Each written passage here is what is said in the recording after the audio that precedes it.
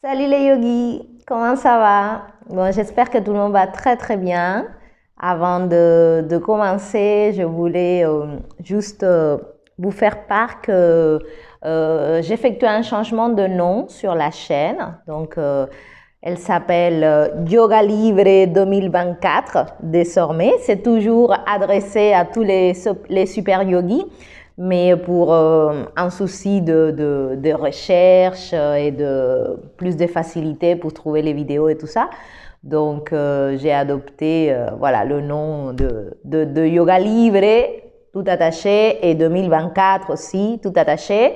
2024 parce que quand tu additionnes, bon, on est en 2024, mais quand tu additionnes aussi 2, 2 et 4, ça fait 8. Et 8, c'est le numéro de l'infini. Donc, tout ce que tu vas apprendre en cette année 2024, ça va rester pour toute ta vie. C'est tout le mal que je te souhaite, que ça, vraiment, ça s'imprègne en toi et que tout ce que tu apprends tout le long de ce 2024, ça soit perpétuel dans le bon sens. On va éviter d'apprendre de mauvaises choses qu'après il va falloir, ça va nous coûter de nous débarrasser. Donc, si vous avez le temps de rechercher comme ça le nom Yoga Libre 2024 pour que voilà, l'algorithme, tout ça, comprenne qu'il y a quelque chose qui se passe de ce côté-là. Donc, j'espère que tout le monde va super bien. Ici, il fait un peu froid, mais il fait super beau. Pascal, il est parti faire du vélo dans les bois et moi, je suis à ma charmante compagnie. Je me suis dit, allez, partageons un petit quelque chose qui peut certainement voilà, vous être utile. En tout cas, ça me sera utile à moi parce que c'est le but de ces vidéos me concernant. C'est un moyen pour moi de m'approprier, de m'imprégner de toutes ces expériences. Bon, en les partageant forcément, je les enfonce un petit peu plus en moi. Et donc, je continue à nouveau sur cette saga de l'alignement. À mon avis, 2024, ça va être marqué au niveau collectif et au niveau individuel. Voilà, ça va être une année où chacun va faire ses démarches pour se rapprocher un peu plus de la liberté, de pouvoir se détacher ou se séparer ou faire disparaître des schémas de pensée qui sont très limitants, qui sont polluants. Et donc, du coup, aujourd'hui, je partage avec vous un petit peu une expérience que j'ai eue pas plus tard qu'hier. J'étais en ce moment un peu fatiguée. Je ne sais pas si c'est la nouvelle lune, la pleine lune, bon. En tout cas, ou s'il y a quelque chose qui a bougé pendant ma pratique, mais j'étais très fatiguée. Au niveau émotionnel, il y avait beaucoup d'énergie que j'étais en train de donner pour quelque chose que je suis en train de faire et que ça m'est travaillé vachement, etc. Et donc, bon, j'avais besoin de dormir, chose que j'ai faite. J'ai dormi et ça va beaucoup mieux. Et ce matin, j'ai repris un peu cette marche qui me fait du bien parce que je trouve ça très méditatif dans le sens où tu peux réfléchir calmement le long de la mer. C'est un environnement qui est propice à se rendre compte des choses. Et j'étais en train d'observer, en tout cas sur moi, quelque chose que je dois vachement améliorer cette année. Et c'est l'autosabotage verbal. Donc, on avait déjà parlé dans les vidéos précédentes de cette recherche d'alignement qui consistait à aligner ce que tu penses, ce que tu dis et ce que tu fais. Et on a parlé aussi de l'importance d'avoir des pensées d'une certaine qualité afin de déclencher des émotions qui sont beaucoup plus positives pour que ces émotions te donnent envie de faire des actions qui sont dans ce sens-là et que par conséquence, tu reçoives des résultats voilà, qui sont dans la même longueur d'onde. Et donc hier, j'étais en train de parler avec un ami qui s'est lancé à faire voilà, comme des week-ends de yoga et des choses comme ça. Et j'étais très contente voilà, ça s'est bien passé, etc. Et il m'a dit quelque chose qui m'a fait tilter, tu vois, et qui m'a rappelé un petit peu sur le sujet de ce qu'on va partager avec vous aujourd'hui. Et voilà, il essaye de quelque part mettre en place quelque chose. Et je me suis aperçue que sa façon de parler par rapport à ce quelque chose, elle n'était pas très cohérente avec un résultat positif. Et bon, je lui fais remarquer vite fait comme ça et il a changé la phrase, mais je me suis rendu compte qu'il ne croyait pas vraiment. Et donc, ça m'a rappelé à une information que j'avais entendue et que j'ai bien retenue. J'applique pas forcément tout le temps, mais j'ai bien compris le sens, tu vois, comme quoi c'est important de se parler correctement. D'ailleurs, le premier accord Toltec, c'est un livre que je suggère à tout le monde, les 4 accords Toltec, très intéressant comme livre. Le premier accord, c'est que ta parole soit impeccable. Donc, la parole a une importance qui est vraiment capitale. Pas seulement la parole qu'on a envers les autres. Moi, je vais parler surtout de la parole qu'on a envers soi-même, parce que bon, à toi, ça t'échappe pas qu'on passe beaucoup de temps sur notre journée à se parler, voilà, ou en tout cas à faire du bruit, à entretenir des conversations.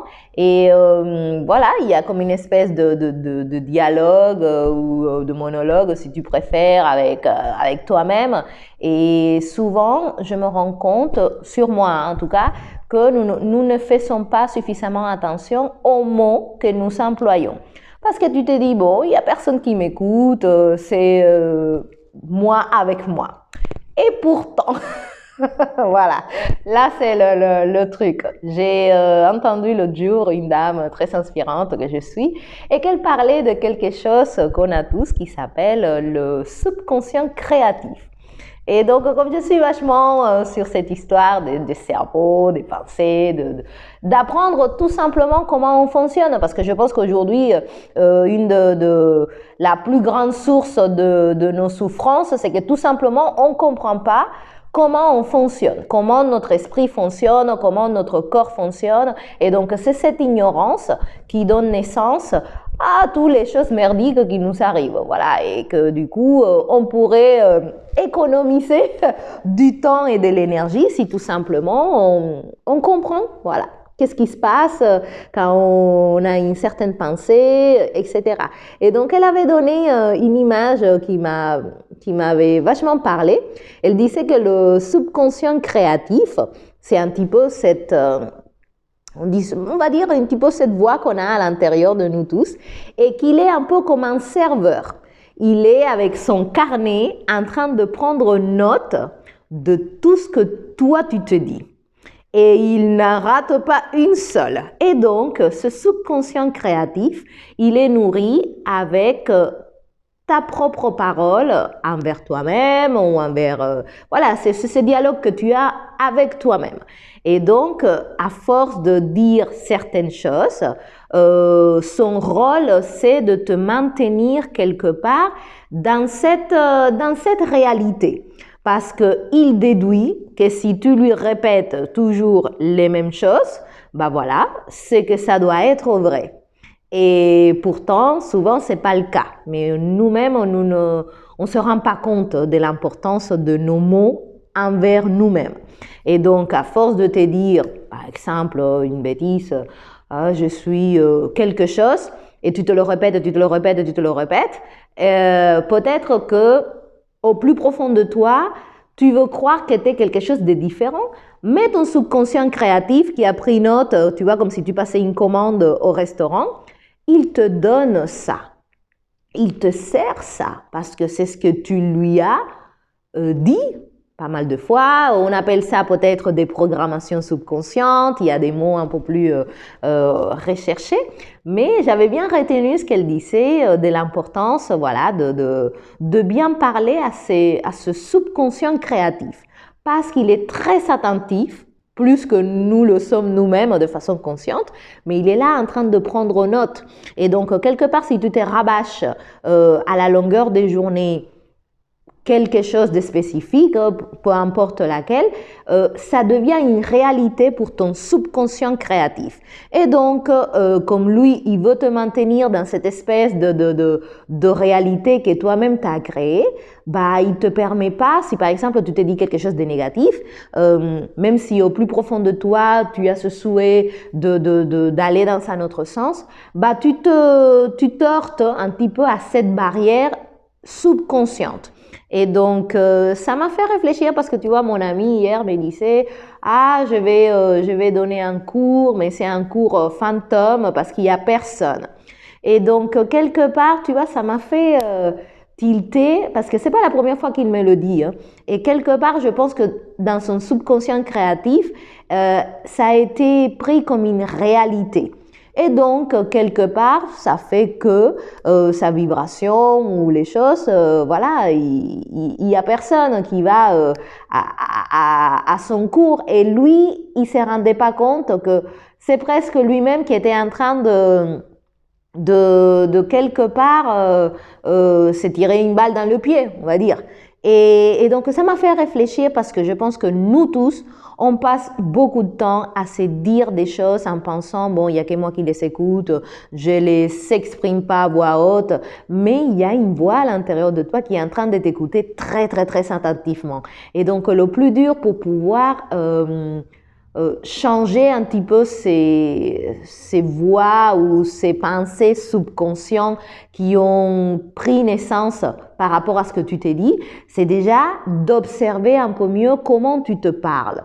Et parce que, encore une fois, quand tu comprends qu'il y a quelque chose qui t'écoute très attentivement et qui te met après dans une certaine disposition ou dans une certaine vibration pour ces choses-là, bah forcément tu t'es dit ok, je vais prendre un peu plus de soin sur ce que je me dis à moi-même parce que ça peut devenir une réalité et tu peux vite comprendre ou faire l'expérience, tu vois, quand tu penses d'une certaine façon ou tu es convaincu, parce qu'il faut être convaincu, c'est pas juste changer le mot et pas être convaincu, hein, parce que dans la confiance, il y a une vibration, il y a une intention qui est très importante.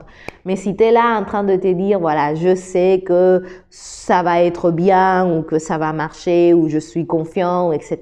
Et tu te le répètes, tu te le répètes, tu te le répètes, ton subconscient créatif, il fait tout ce qu'il peut pour que ça devienne une réalité. Parce que son objectif, c'est que tu deviennes pas fou. Et donc, pour lui, tu deviens fou si tu demandes quelque chose et il te donne une autre.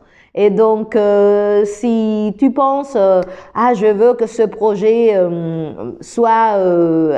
réussisse, mais en même temps, tu es en train de te dire, ah non, mais ça va pas marcher parce que je sais, parce que ça va être compliqué, parce que machin, les Français sont feignants, parce que nanani, parce que c'est pas bien placé, parce que j'ai pas l'argent, parce que tu vois, tu commences à ruminer un petit peu tout ça dans ta tête et tu te dis, bon bah, ok, je reste positif. Non, mais t'es pas en train de rester positif en fait. C'est ça qu'on se rend pas compte. On est en train de se parler d'une façon négative et on attend un résultat positif. Et donc, tout simplement, c'est pas dans la même fréquence. Tu vois ce que je veux dire? Donc, je commençais à faire ce travail d'observation sur ce que je me disais à moi.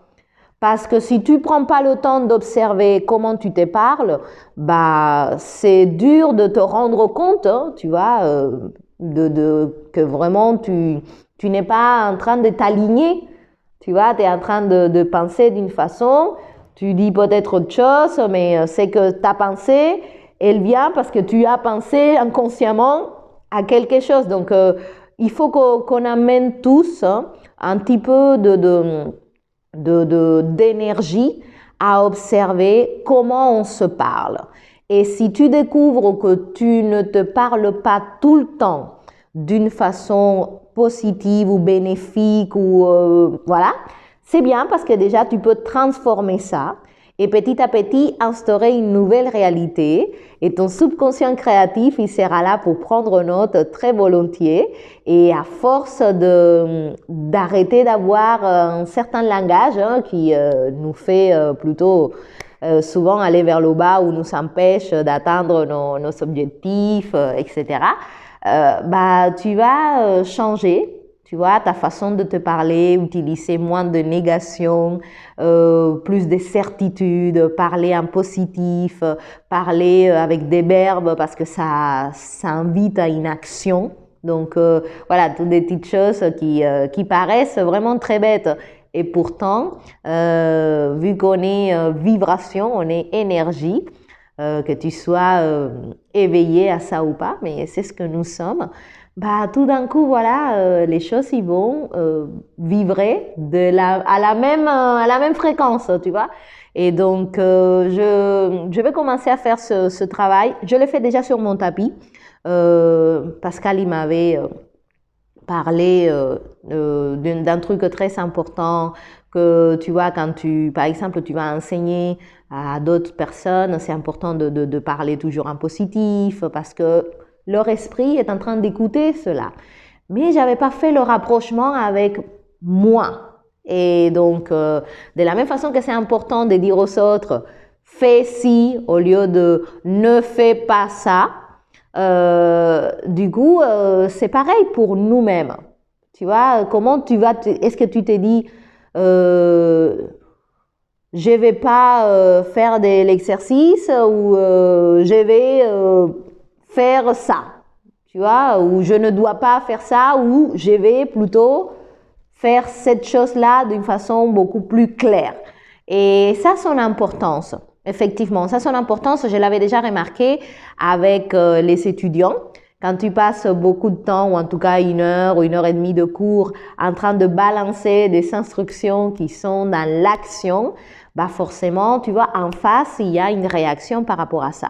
Que si tu es là en train de dire tout le temps, fais pas ci, fais pas ça, fais pas ci, fais pas ça, même si c'est correct, voilà, qu'il faut pas faire certaines choses, mais ton esprit, il enregistre la difficulté ou la restriction ou la limitation. Voilà, c'est comme ça que ça se traduit. Et donc, c'est important que chacun prenne quelques minutes, surtout, tu vois, le matin avant de te lever, où tu vas décréter, voilà, la journée, elle sera fantastique, où je sens que je vais tout déchirer, que ça va être bien, etc. Et le faire, te le dire tout le temps pour que ton subconscient créatif, il prenne ses notes et il te donne ça. Tout simplement. Ils te remplissent de confiance en toi-même, de sécurité. Ils te permettent de faire les actions qui vont, parce qu'à nouveau, il y a cette partie d'action qui est très importante. Mais si l'ordre, elle n'est pas correct, bah, l'action, elle est un peu, tu vois, de travers. Et donc, dans ma marche, j'ai observé tous ces fois où moi-même, je me sabote, où je me casse verbalement parlant avec moi-même. Et voilà, j'ai fait le choix aujourd'hui d'observer cela parce que c'est très, très, très important. Je veux que mon subconscient créatif, il soit aligné avec ce que je veux. Peut-être que ce que je veux, il n'arrive pas encore parce que je ne suis pas en train de penser correctement de façon subconsciente. Et donc, je vais amener de la conscience à ce dialogue permanent qu'on a avec soi et prêter vachement d'attention pour que ce dialogue il soit de qualité. Voilà, parce qu'à nouveau, je le mérite. Voilà les amis, donc pour aujourd'hui, c'est tout ce que j'avais à vous dire. Le subconscient créatif qui prend note de tout ce que tu t'es dit, donc fais attention, fais gaffe, parle-toi bien, c'est important. Parle-toi avec les bons mots parce que ça laisse une empreinte. La parole est très, très, très importante. Le langage, pas seulement avec les autres, le langage avec toi parce que tout commence en toi. Donc, je vous remercie beaucoup. On attend les 60 abonnés. Donc, si tu n'as pas encore cliqué, liké, etc., s'il te plaît, vas-y, fais-le. Et comme ça, on sera tous dans la même énergie. Je vous souhaite une très, très belle journée, soirée, peu importe où tu es. Et on se retrouve bientôt pour un autre épisode de Yoga Libre 2024 parce qu'en ce 2024, ma chérie et mon chéri, on va tout déchirer. Sois certain, dis-le toi, 300 millions de fois par jour, voilà, ça va être extraordinaire. magnifique, superbe, formidable, fantastique, super, méga bien. Voilà, donc je vous embrasse tous, merci de m'avoir écouté et merci moi-même de prendre conscience de ça parce que c'est important pour continuer à perpétuer cet alignement. Je vous embrasse et je vous dis à très très vite. Prenez soin de vous et de vos paroles avec vous-même. Ciao, ciao!